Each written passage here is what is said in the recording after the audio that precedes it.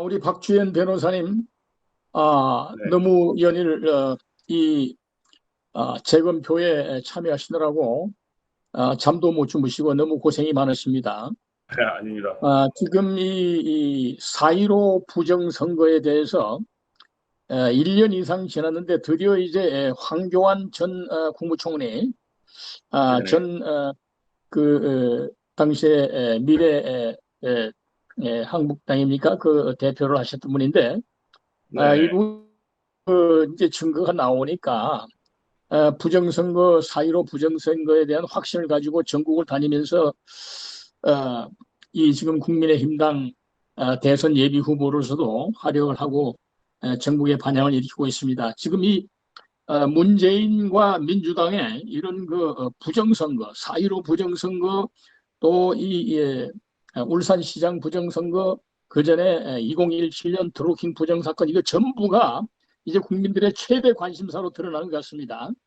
네. 우리 박 변호사님 너무 수고 많으신데 저희들이 그 관심을 갖는 것은 부정투표지가 무더기로 쏟아 나온 것인데 예, 예. 이것은 지금 바로 이 대법관들이 4.15 선거 전면 부정선거를 선언해도 모자랄 그런 자료라고 보는데 네네. 그러면 이제 향후 절차가 이 예. 관심사가 제일 이제 우선 향후 절차가 어떻게 될 것입니까 이게 재판 일단, 절차가. 일단은 세 개의 재검표가 있었잖아요. 세 개의 재검표가 있었는데, 그 세 개의 예. 재검표에 대해서는 이제 감정을 한 다음에 그 감정 결과를 선거 소송의 인용 기각 여부가 결정될 예정입니다. 그래서 향후에 어, 감정이 어떻게 되느냐가 제일 중요한 관건이고요. 아마도 감정이 아니라 하더라도 이미 드러난 수많은 증거 때문에 사실 육안으로 우리 눈으로 확인한 결과만으로도 이제 선거 무효를 선언해도 된다라는 게 제 개인적인 생각이지만 한편으로는 이제 감정 결과라는 어떤 과학적 근거를 가지고 판단을 할 수 있지 않을까 싶습니다. 다만 그 감정을 하는 사람의 주관 혹은 외압 등에 의해서 감정 결과가 왜곡될 가능성도 있기 때문에 그 점을 좀 주시해야 한다고 생각을 합니다. 지금 그 6.28 인천 연수을에 재검표를 한 지가 벌써 한 달이 넘었는데요. 네. 도대체 무엇을 감정을 한다는 것이며 네. 어느 하세월에 어떻게 감정을 한다는 것인지 국민들은 정말로 이게 정말 참기가 힘들고요. 예, 예. 어, 이 천대엽이라는 대법관과 네. 이번에 그 양산을과 그리고 영등포을에 추심을 한 이 조재현이라는 이 대법관이 네. 우리 그 박 변호사님이나 도태우 변호사님이나 민경욱 그 후보들의 그런 참관의 그 변을 들어보면은 명명백백하게 이거는 부정투표고 투입된 엉터리 투표인데 그거를 전부 합법적으로 계산했다는 것이고 그런 걸 우리 네. 국민들이 들을 때는 정말로 가슴에 불이 쳐오릅니다. 예, 예. 그런데 그 외에도 이제 소위 증거라고 해서 확실한 그 부정투표지들을 가지고 갔는데 네. 그 변호사님 보시기에 이거는 틀림없이 부정으로 집어넣은 것이라고 할 수밖에 없는 그런 유형들을 물론 네. 그동안에 많이 알렸지만은 네. 대표적인 것을 좀 설명을 좀 해주시면은 우리 국민들이 도움이 많이 될 것 같습니다. 네. 일단은 이제 제가 생각하는 이제 투표지들은 재검표장에 등장했던 투표지들은 유권자들이 투표한 투표지가 아닙니다. 전부 통과리가 된 것 같다는 생각이 들 수밖에 없었고요.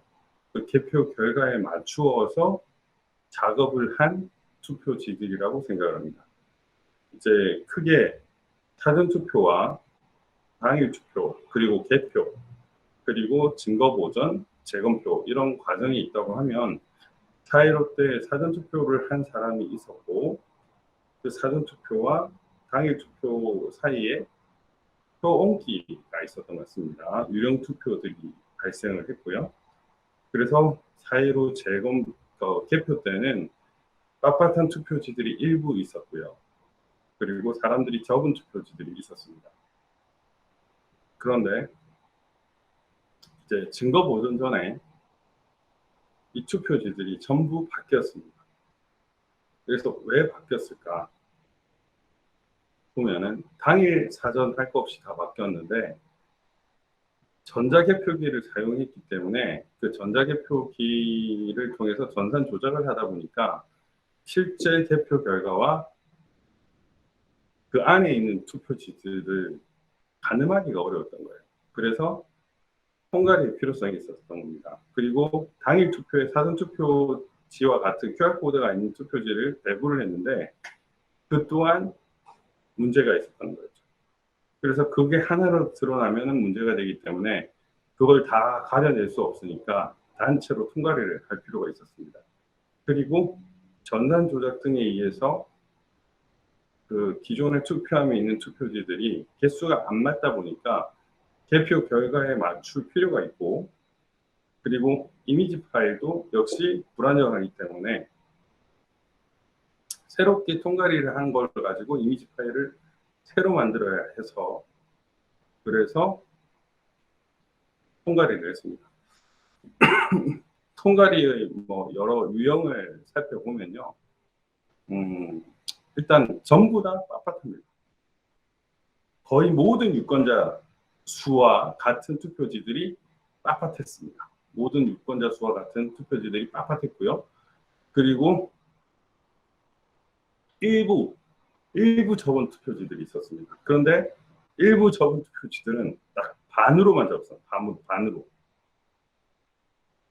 그러니까 2번 적은 투표지들이 전 하나도 보지 못했습니다.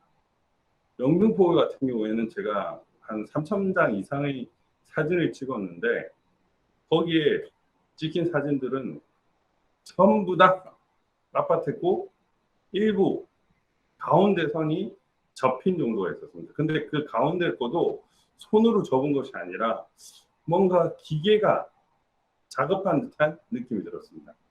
그리고 대부분의 투표지들이 투표함, 그 유효 투표 집계전 앞부분에 적은 투표지들이 한두 군데 있었고요. 나머지 안에 있는 것은 거의 다 빳빳했습니다. 그게 첫 번째고요. 그 다음에 미발이라고 불리는 그 옆부분이 잘린 투표지들이 있었습니다. 이른바 그 인쇄 작업을 한 다음에 대량으로 절단을 하면은 생기는 그런 종이의 그 옆가지라고 할 수 있는데 그런 것들이 등장을 했고요. 그 다음에 이제 색깔이 붉은색, 녹색 이런 투표지들이 등장을 했습니다. 그러니까 통상적으로 우리가 그 앱송 CM3400 프린트에서 나올 수 있는 투표지들이 아니고요. 뭔가 다른 작업을 통해서 나온 그런 투표지들이었습니다.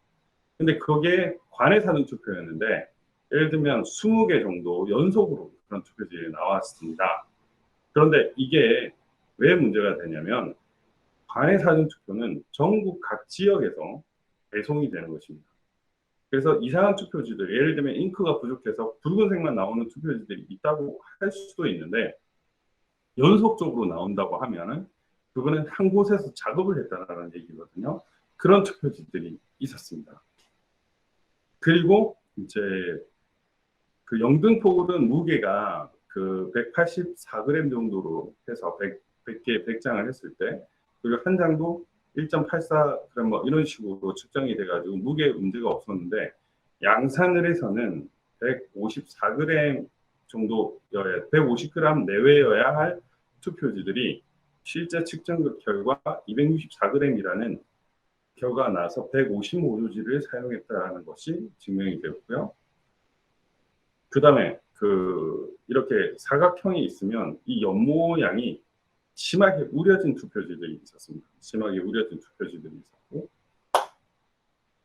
그리고 사전투표 관리관 도장이 이상한 것들이 또 있었습니다. 요 관리관 도장이 이상한 것들이 많았습니다. 이른바 일장기 사전투표 관리관 도장이 아니라 투표 관리관 도장이 일장기 투표지라는 것이 있었는데 이게 송도 이동 제6투표소 본투표장에서 발생한 것입니다. 그런데 제가 그 일장기 투표지가 있는 투표소를 비롯해서 모든 투표소의 투표록과 개표록을 다 확인을 했는데 일장기 투표지가 있었다는 내용은 하나도 발견되지 않았습니다. 그렇기 때문에 이것은 그 4.15 총선의 사전투표와 투표장에서 당일 투표장에서 찍혀진 투표지가 아니라는 입증이 되는 것입니다. 그리고 이제 그 투표관리관이 박스 역시 어긋난 것도 많았거든요. 모서리가 어긋난 것, 박스 모양이 어긋난 것, 이런 것들이 대략적으로 수천 장이 있었습니다. 최소 수천 장. 그러니까 뭐 수만 장이라고 해도 될 것 같은데요. 왜냐하면 그걸 전부 다 유효 처리했기 때문에 우리가 그게 지금 결과가 이렇게 나온 거지. 잠정적인 결과 전부 다 무효 처리가 됐으면 그 결과는 절대로 나올 수가 없는 숫자입니다. 그러니까 이게 제가 이제 영등포 5일 같은 경우에는 아예 한 묶음 100장을 전부 이의신청을 해버렸습니다. 감정 신청 대상으로 해달라. 왜냐하면 100장의 전부 다 모서리가 다 일그러졌거든요. 근데 조재현 대법관이 한 장도 안 받았습니다. 그러면 한 장도 안 받는다는 것을 검증조서에 기재해 달라 했는데 그 부분은 아예 이의제기 같은 걸 안 받은 걸로 하겠다라고 해가지고 무시를 해버렸습니다. 그만큼 심각한 부정투표지들이 있었고요. 낱개적으로 보면 풀이 붙은 투표지들이 있었습니다. 풀이라고 해야 되나? 하여튼 두 개가 이렇게 붙은 투표지들이 있었고 그런 것들이 한 수십 장씩은 나왔습니다. 그리고 본드가 칠해진 투표지들이 있었고요. 그것도 꽤 많이 나왔습니다. 뭐 두 개씩 붙은 거를 이제 뭐 더블이라고 하면 트리플 쿼터블까지 이렇게 4장씩 붙은 투표지까지 나왔으니까요. 그런 투표지들이 있었고 그 다음에 이제 정체 모를 스카치 테이프가 붙은 투표지들이 있었습니다. 도대체 왜 스카치 테이프가 붙었는지 이해할 수 없는 그런 투표지들이 있었고요. 그 다음에 제가 오늘 공개한 건데 녹색 같은 그런 또 테이프 같은 테이핑이 된 투표지들이 있었습니다. 그러니까 상식적으로 우리가 투표를 하고 개표를 한 곳에서 전혀 이해할 수 없는 그런 투표지들이 그냥 전국적으로 무수히 많이 나와서 사실 이 세 군데가 공통적으로 일어난 현상이거든요. 연수을의 경우에는 조금 더 많았던 것 같고요. 그 다음에 양산을이나 영등포는 그 수가 조금 더 줄었던 것 같습니다. 그렇지만 그 패턴은 거의 비슷한 형태여가지고 뭐 이 정도의 결과만으로 3개를 열었는데 3개 다 전부 다 이상하다고 하면 전체 무효 소송을 해도 되지 않을까 그런 생각을 했습니다. 박 변호사님 말씀을 들어보니까 이건 뭐 거룩한 국민의 주권을 담은 투표함이 아니라 쓰레기통이라는 생각이 듭니다. 예? 예, 이 맞습니다. 도대체 이 천대엽 대법관이라는 사람과 조재현 대법관이라는 사람은 눈과 양심이 있는 인간인가 아닌가 그 생각이 드는구만요. 자, 그렇다면은 네. 우리가 이제 이러한 쓰레기통 투표를 쓰레기를 만들어 가지고 네. 어느 시점에 집어넣은 겁니까 이거를?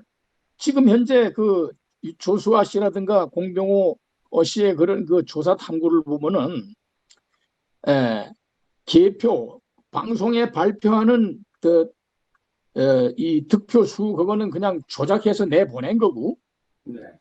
그렇게 조작해서 당락을 결정해 놓고 그 다음에 투표함을 개표가 끝나고 4.15 그날 개표가 끝나고 나서 그 투표함을 이제 일단 각 투표구에 보관을 시켜놓고 그 뒤에 그 보관시킨 데부터 이 선거 소송을 제기하는 그 사이에 그 한두 달입니까? 그 사이에 이 중앙선관위가 이 투표함 보관 창고를 열어줘가지고 네. 엉터리로 발표한 그 당락의 표에다 맞게 이 쓰레기들을 집어넣었다 이렇게 보이거든요.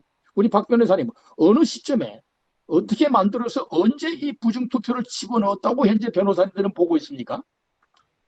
저는 일단 최소 2번의 그 통과리 또는 표원기와 통과리가 있었다고 보여지거든요. 그러니까 아까 말씀드렸듯이 4.15 총선 전에 한 번의 표 옮기가 있었습니다. 그 다음에 증거 보존 전에 전부 통과리를 했다고 보여집니다. 그러니까 그 예를 투표한 들면 후에 그 개표 예, 저 득표 그 개표 검표 전에 한 번, 발표 난 후에 예, 개표 전에 한 번, 개표 후에 한 이거는 번. 예, 개표 전에는 관내 사전 투표는 전부 다 바꿨을 확률이 있고요. 그리고 관내 사전 투표는 표를 넣었던 것 같습니다. 일단은 그렇게 보여지고, 그다음에 그 증거 보존 전에 한 번 전체적으로 갈았습니다. 전체적으로. 그러니까 이제 전산으로 인해서 표 자체를 분석하기가, 표 자체가 몇 개가 있는지를 안에 알 수가 없으니까 아예 개표 상황표에 맞춰서 표를 넣은 것으로 저는 그렇게 지금 보고 있습니다. 그래서 이제 증거 보존 절차에서 보면 그 인천 연수의 경우에 그 증거 보존 결정문의 투표지가 결정문이었습니다. 결정 내용이었습니다. 보존 대상이었거든요. 그런데 투표지가 보존 대상이었는데 어떻게 했냐면은 끝까지 안 줬습니다. 그 비례대표 투표지를. 비례대표 투표지도 보존 대상이었는데 지역구 투표지만 끝까지 그 보내고 비례대표 투표지는 사무국장이 끝까지 사수를 했습니다. 판사가 그 앞에서 달라고 했는데도 사수를 했습니다. 그런데 그걸 지금 생각해 보면 그 당시에 비례대표 투표지의 숫자를 안 맞춰놨기 때문에 결국 바꿀 주면은 절대 안 되는 상황이었고 결사적으로 막았습니다. 그래서 인천 연수구 선거관리위원회 그 사무국장은 그 당시에 선거에 있어서 심각한 문제가 있었다는 사실을 사전에 인지를 하고 있었던 걸로 보이죠. 그래서 부정선거를 알고 있지 않았나라는 생각이 듭니다. 결국 그 통과리를 해가지고 준비된 표만 주려고 했었던 걸로 봅니다. 다만 인천 연수의 경우에는 그 통과리가 불완전하게 이루어져서 그 4명의 후보지의 득표가 전부 다 달랐습니다. 그런데 그 영등포의 경우에는 똑같았습니다. 뭔가 좀 더 세기가 좀 다듬어졌다고 해야 되나요? 근데 영등포 을의 경우에는 그 남부지방법원에 그 4층의 회의실에 투표지가 보관되어 있었는데 그 보관한 봉인이 그 최초 원고 박영찬 위원장께서 그 찍으신 그 사진과 달랐습니다. 그래서 법원은 증거 보존 안에서도 교체를 했을 수도 있겠구나라는 생각이 좀 많이 들었어요. 정확한 건 아니지만 저는 지금 이제 2차 통과리 이어서 3차 통과리까지 이어질 확률이 있구나라는 생각이 들고요. 그 이제 4.15 총선 전 또는 증거 보존 전에 있었던 투표지들은 전부 다 증거 인멸될 가능성이 있다라고 생각이 들고 그 증거 인멸은 결국 그 화재나 폐기하는 방식으로 이루어졌을 걸로 보이는데 그 화재가 많이 발생했잖아요. 그 화재의 원인이 결국은 부정선거였을 확률이 상당히 높다 이렇게 생각을 합니다.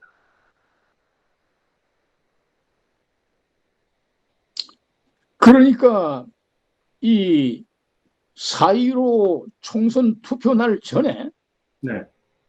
투표날 전에 투표함에다가 표를 사전에 넣어두었다고는 우리가 생각할 수 없는 거 아니겠습니까? 4.15 전에도 투표함을 넣었을 수도 있습니다. 그러니까 4월 15일 전에 그 개표장으로 도착하기 전에 작업이 된 투표함이 들어갔을 확률도 있습니다.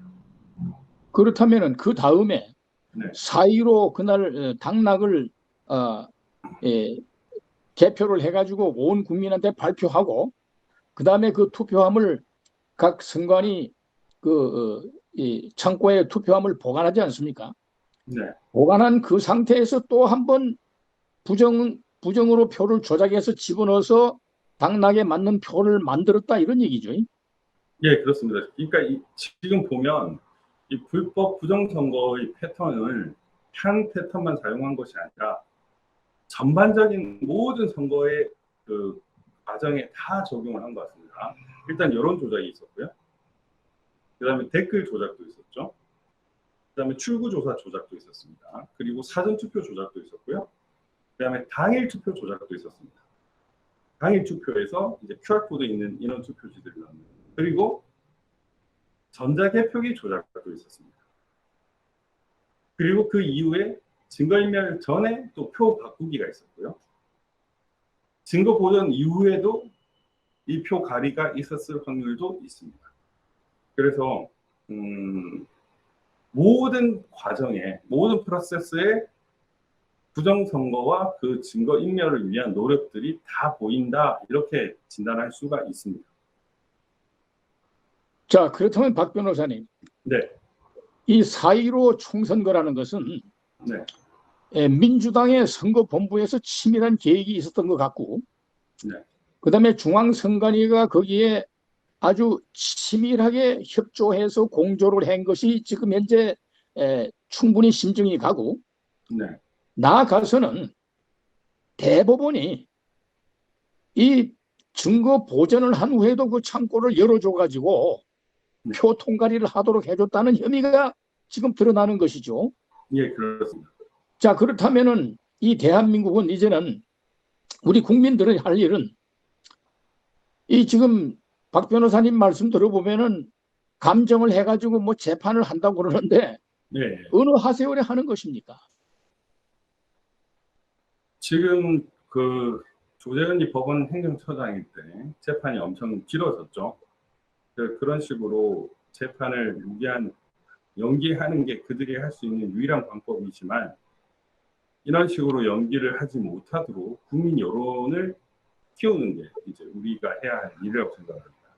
아직까지 많은 사람들이 부정선거의 진실에 대해서 많이 모르고 있습니다. 관심이 아예 없는데, 그러한 대한민국에 정말 큰 엄청난 불법이 있었다는 사실을 모든 채널을 통해서 알리는 것이 중요하다고 생각합니다. 그래서 시청자 여러분들이 이제 자기 모교나 부모님, 친인척들에게도 부정선거를 열심히 알려야 되고요.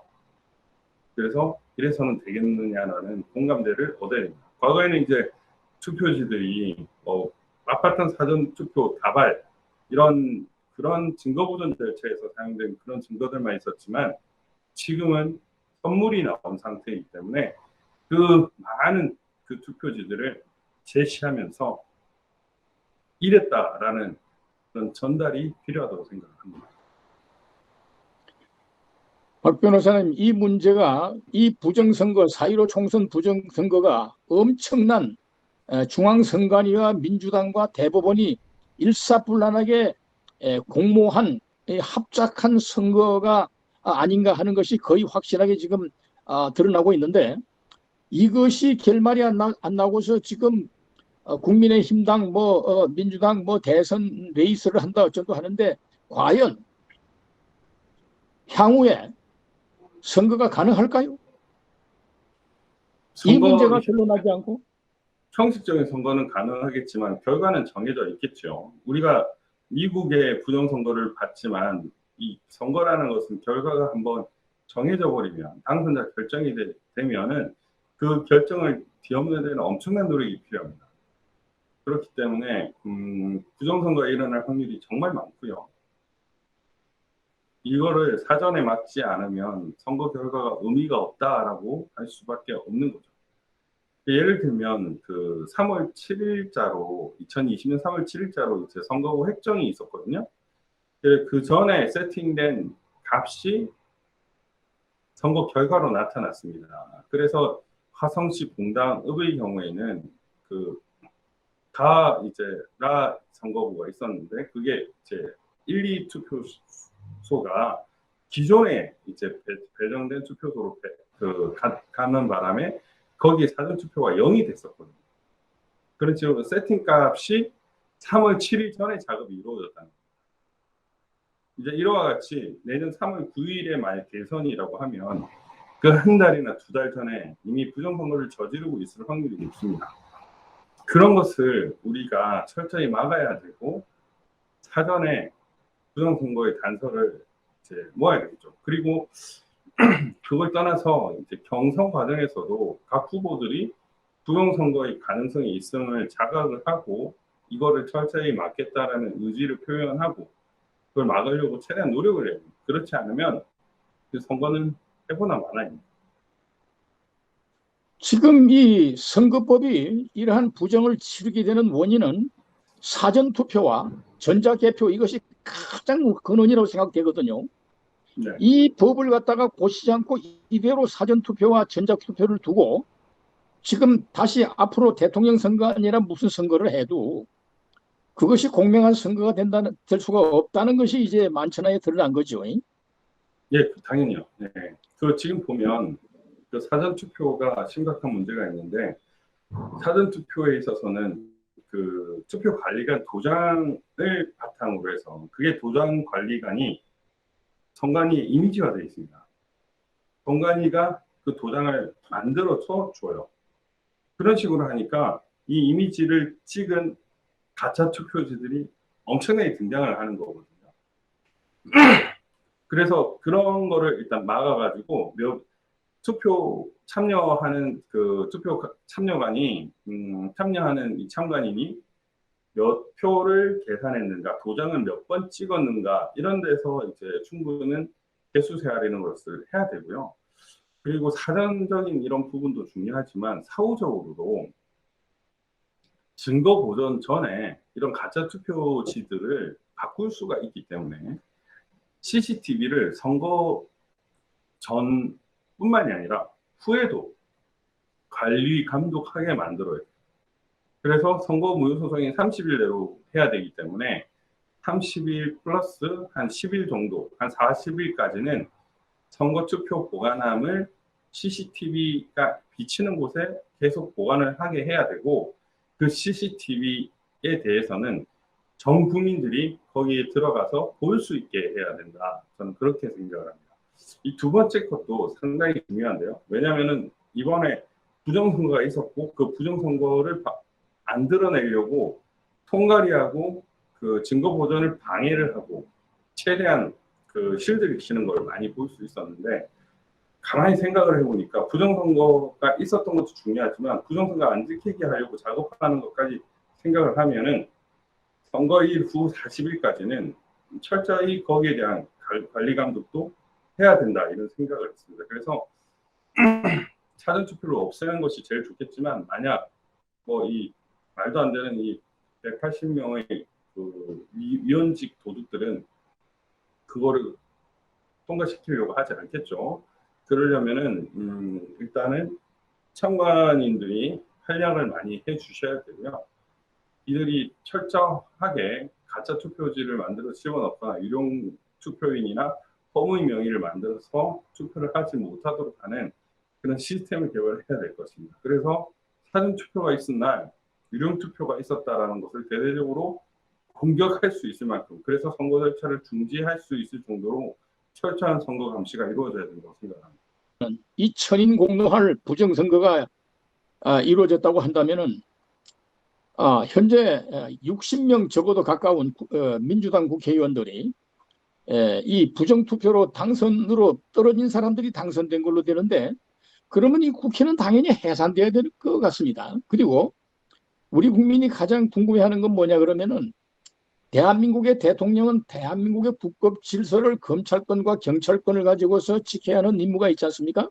네. 그러면 지금 현재 우리 변호사님들이 부정투표가 나왔다고 이렇게 외치고 다니는데 억울하다고 외치고 다니는데 도대체 대통령 문재인이라는 사람은 당장의 검찰과 경찰을 동원해서 이 법원의 이 대법관과 이 중앙선거관리위원회 수사를 내려야 되는 거 아닙니까? 그런데 지금 문재인이 네, 당연히 해야 되는데 안 하고 있는 이유는 문재인이 곧 그 민주당의 몸통이기 때문에 그렇지 않겠습니까? 마치 드루킹의 몸통이 결국에는 문재인으로 드러날 것처럼 결국에는 그 근본적인 원인은 불법 선거의 중심에는 문재인이 있기 때문에 여기에 대해서는 철저히 막고 있다는 생각이 드는 거거든요. 그래서 이제 예를 들면 뭐 검경뿐만이 아니라 언론 기관까지도 이렇게 부정선거에 대해서 거의 묵살하고 있는 이런 부분은 결국 거대한 세력 그리고 그에 버금가는 권력이 함께 공모를 했다라고 볼 수밖에 없는 거죠. 근데 신기한 것은 이 부정선거에 대해서 정말 주도 세력인 민주당 사람들은 철저히 침묵하고 있습니다. 오히려 우파인지는 모르겠지만 그 정모 씨 뭐 이런 사람들 뭐 어떤 사람은 뭐 깜냥이나 이런 부분이 부족한 그런 사람들을 동원을 해서 부정선거를 막는 도구로 사용한다는 느낌을 지울 수가 없거든요. 좀 이해하기 힘든 현실인 거죠. 그러니까 이런 어떤 부정선거에 대한 전체적인 프레임을 살펴보면 부정선거는 뭐 100% 있었고 그리고 그것을 주도한 자들은 조용하고 어쨌든 저 무서운 물결을 막기 위해서 철저하게 제3자를 뭐 돈을 주든 뭐 어떤 배우를 하든 협박을 하든 뭐 다양한 방법을 통해서 뭔가 이 일을 하고 있는 것이 아닌가라는 그런 생각을 쉴 수가 없습니다. 결국 박 변호사님, 대통령과 대법원, 대법원장, 대법관, 중앙선거관리위원회, 그리고 여기에 네. 침묵하고 있는 언론, 제도 언론, 그리고 네. 심지어 제1야당이라는 국민의힘당, 네. 이들이 제일 앞장서서 이 문제를 해결하기 위해서 나서야 되는데 전면 입을 닫고 오직 소리를 치고 있는 사람들은 우리 변호사님들하고 이 선거소송을 제기한 원고들하고 또 억울해서 그 검표 현장에 밤을 새면서 달려가 있는 불쌍한 국민들하고밖에 없는 것 같습니다. 그렇다면 이 결국은 고양이에게 생선을 시키려고 막았더니 생선을 다 먹어버린 결과가 됐는데 우리 국민들이 결과적으로는 봉기하는 수밖에 없다는 생각이 듭니다. 박 변호사님 어떻게 생각하십니까? 네, 국민들이 봉쇄하는 수밖에 없고, 그렇지만은 최근에는 부정선거라고 생각하시는 분이 상당히 많습니다. 점점 많아지고 있고, 뭐, 황교안 후보도 부정선거를 이제 뿌리 뽑는데 앞장서겠다고 나설 만큼 그렇게 이제 인식을 하고 계시고, 의지도 가지고 계시고요. 또 많은 사람들이, 부정선거가 있구나라는 그런 공감대를 얻어가고 있습니다. 그래서 이거를 좀 더 확산을 시켜가지고 진짜 무서운 민심이 그 잘못된 권력을 무너뜨려야죠. 그럴 필요가 있다고 생각합니다. 가장 제대로 이걸 갖다가 바로잡는데 앞장서야 될 사람이 제1야당이라는 국민의힘당이겠는데요. 그 사람들이 지금 하는 걸 보면은 정말로 기가 막힙니다. 기가 막혀요. 우리 박 변호사님 어떻게 보십니까? 저는 이제 이 부정선거를 쭉 살펴보면서 이제 이 국제적인 흐름이 있다는 것과 그리고 이 대한민국 여야 할 것 없이 이 부정선거의 카르텔이 형성되어 있구나라는 생각을 할 수밖에 없었습니다. 결국 그 부정선거의 제1단계인 그 여론 조작 단계에서 마치 제1야당이 질 수밖에 없다라고 말하는 사람들은 그 프레임에 이용되거나 그 프레임이 간자라고 볼 수밖에 없습니다. 예를 들면 2020년 4월 15일 전에 그 차명진 위원의 막말 파동이 있었는데요. 그 막말 파동은 제가 보기엔 시나리오 1화인 것 같습니다. 그 막말 때문에 우파가 졌다라는 그런 프레임을 씌워가지고 사람들한테 패배를 당연시하게끔 했거든요. 그러니까 그때 저도 이제 참여위원과도 연락을 했고 그 때문에 이제 오히려 우파 국민들이 더 분노하고 분개하고 더 독려하는 그 표를 더 주려고 하는 걸 봤었는데 그때 차명진 때문에 뭐 10% 이상 졌다 뭐 이런 프레임을 만들었었습니다. 근데 이걸 가만 생각을 해보면 여론 조작 단계에서 쟤들 뭐 때문에 졌다고 만들까라고 생각을 해보면 이제 6.13 지방선거 같은 경우에는 트럼프 김정은의 그 회동이 있었잖아요.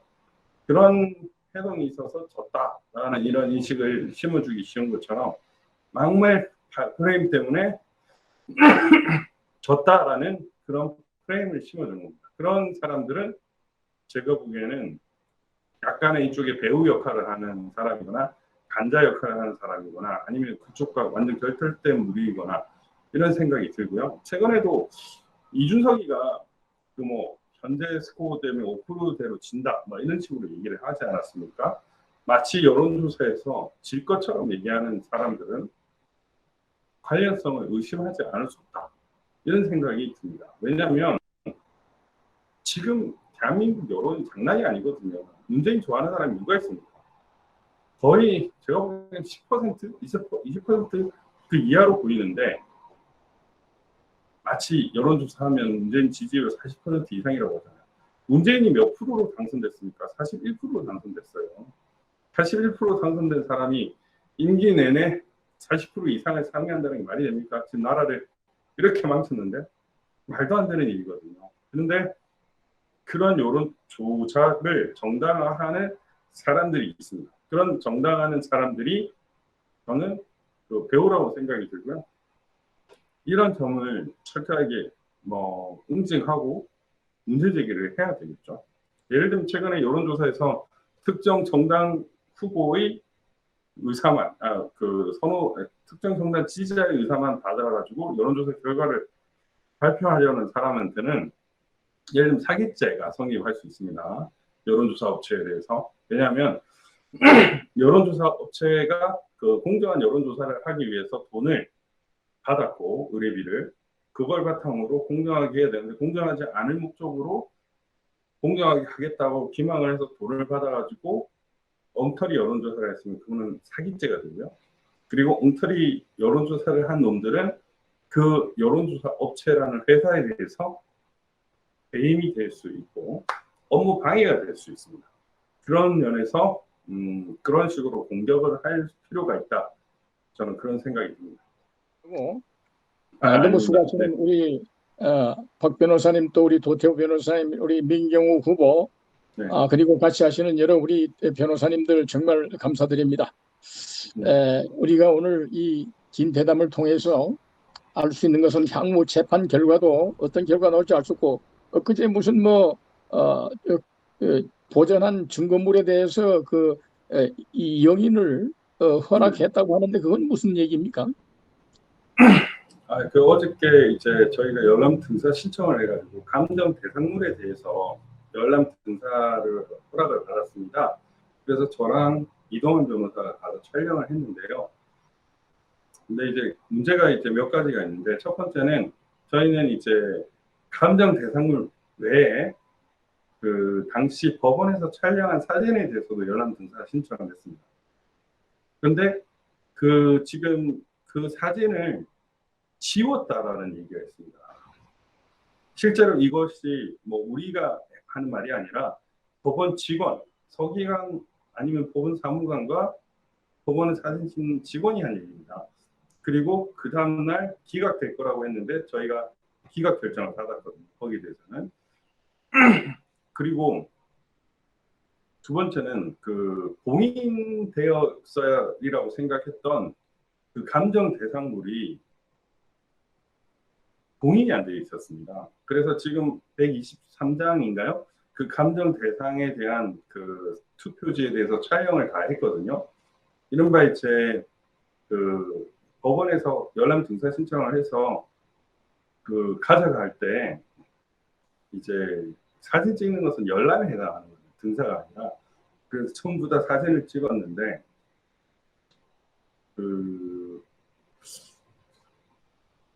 저는 일단은 되게 그것도 놀라웠고 되게 획득하셔서 고마운 자료라고 했는데 지금 일단 그 배춧잎 투표지 등에 대해서 이것이 위조된 것이다라는 지금 의혹이 또 제기되고 있거든요. 그런데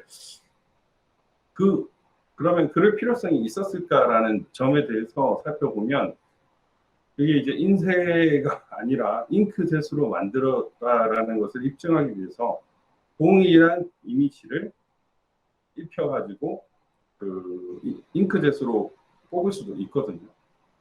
그런 의혹이 지금 있는 상태입니다. 근데 이제 저희들은 일단은 그 사진에 대해서 열람 등사를 했고요. 일단 몇 가지는 빠져 있었습니다. 예를 들면 한 글자가 색깔이 다른 투표지들이 있었는데 그것은 감정 신청 대상으로 산입조차 안 했더라고요. 근데 이렇게 수많은 감정의 대상들을 줄이고 줄인 역할을 하는 것은 조재현 대법관이 주로 그랬습니다. 그래서 양산을에서는 19장 정도밖에 못 가져갔고 영등포홀에서는 이제 49장 정도 그렇게 감정 대상이 됐고요. 철저하게 줄였습니다. 그렇지만은 지금 저희가 확보한 그 감정 대상물 사진하고 그리고 영등포홀에서 찍은 사진 이것만으로도 충분히 선거 무효를 할 수 있는 충분한 증거가 모였다 이렇게 볼 수도 있습니다. 네. 대법원 판사들이 대법관들이 제대로 재판을 하려는 것이 아니라 재판을 하는 신용을 하는 것이다. 지금 말씀을 들으면 그런 감이 아주濃하게 듭니다. 앞으로 재판 결과가 정말로 아주 비관적으로 생각이 됩니다. 그리고 우리 국민들은 제1부의 우두머리 부정선거의 혐의자의 우두머리 문재인이 그리고 당시에 그 4.15 부정선거를 총지휘한 것으로 보이는 이해찬이라고 하는 당시에 그 우리 민주당 대표 그리고 그 아래에서 이거를 총실무적으로 했다고 알려지고 있는 양성철이 이근영이라는 사람들 그리고 지금 전현직 중앙선거관리위원장 권순일이 노정희 이런 사람들 그리고 요새 이 재검표 주심을 하면서 증거를 인멸하는데 혈안이다시피 한 것으로 보여지는 천대엽이나 조재현 대법관 이런 사람들은 대한민국 역사에 길이길이 기록을 해둔다는 것을 오늘 명심하라고 얘기하고 싶습니다. 우리 박 변호사님 너무 감사합니다. 계속 투쟁에 승리해 주시기를 간절히 기도합니다. 감사합니다. 감사합니다. 네, 감사합니다. 네. 감사합니다. 오늘 시간 내주셔서 감사합니다. 예, 일단 뭐 제가 마지막 말씀을 드리면 그 대법원 재검표에 참석했던 그 법원 직원들, 이제 재판연구관이나 법원 공무원이나 뭐 대법관들도 이 부정선거가 있었다는 사실을 이제는 이미 이해하고 있을 겁니다. 알고 있을 거고 그들의 양심에 좀 호소를 해야 됩니다. 호소를 해야 되고 그들이 앞으로 살아갈 대한민국이 어떤 세상이 될지 좀 각성을 하게끔 해줘야 됩니다. 한 일개 공무원은 되게 작을지 모르겠지만 그들의 힘이 그 마음이 좀 합쳐지면은 또 커다란 힘이 될 수 있거든요. 이번에 차이언컨을 얻어내는 과정에서도 저는 조재현 대법관뿐만 아니라 그 법원 직원들 부장 판사들한테도 호소를 했습니다. 당신들 부정선거 다 알지 않느냐 이제. 근데 왜 촬영을 못하게 만드냐. 나라가 망한 것은 파퓰리즘 때문이 아니라 부정선거 때문이고 또 부정선거를 감싸고 묵인하는 사법부 때문인데 당신들이 왜 그 짓을 하느냐. 그렇게 호소를 했습니다. 그랬더니 울림이 있었는지 조재현 대법관이 촬영을 일단 허용을 했거든요. 충분한 증거가 나왔기 때문에 이제는 그들에게도 울려야 됩니다. 보고를 하고 그들이 엉터리 판결을 내지 못하게끔 우리가 호소를 해야 됩니다. 그래서 때로는 지금 부정선거 사형이라는 구호도 좋지만 한편으로 재판연구관들아 부정선거 있었다. 선거무효 보고해라. 대법관을 압박해라. 당신의 객관적 양심에 호소해라. 당신이 왜 법조인이 됐는지를 알려라. 이런 어떤 그 초심을 자극하고 순수한 그 인간의 마음을 자극하는 그런 호소도 같이 해야 할 것 같습니다. 그래 해서 그들이 정말 자기 양심을 저버리는 판결을 하지 못하도록 우리가 할 필요가 있다고 생각합니다. 감사합니다. 네. 대법관이 국민을 걱정하는 것이 아니라 국민이 대법관을 걱정하는 이런 거꾸로진 세상이 되었습니다. 감사합니다. 네, 감사합니다. 감사합니다. 네, 충성. 감사합니다. 네. 건강 조심하십시오. 감사합니다. 네, 감사합니다.